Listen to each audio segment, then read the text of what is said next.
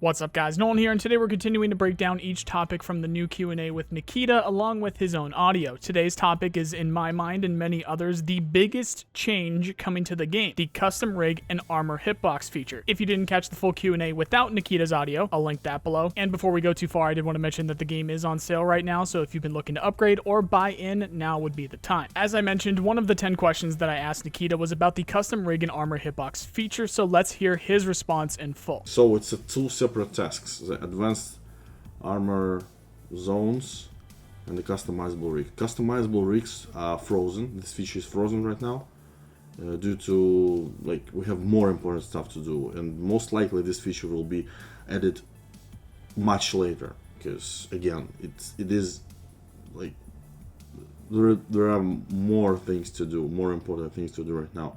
But the advanced armor hitbox system will be added as soon as possible. I don't know about the next patch, but it will be added as soon as possible. So according to Nikita, the single custom rig and armor hitbox feature we've been talking about for a while now has been split into two separate features. One for the custom rigs and one for the new hitbox system. For those who don't know, the TLDR here is BSG plan to make it so that we can fully customize our rigs however we want. Anything with molly webbing or a system of pouches will be able to be modified. For example, if you want to make an AVS with just 1x2s instead of the two 2x2s and the 1x1s, you can. If you want to make a backpack that has added sections on the sides, if it has some kind of molly webbing or something, in order to do that, you can. So as long as the base equipment allows you to do this in some way, you will be able to do it. Now that is the custom rig side of the feature, and that has been frozen, meaning that no work is being done on it whatsoever, as they have decided to move whoever was working on it to something else that they saw as a higher priority. It also sounds like we won't be seeing it anytime soon.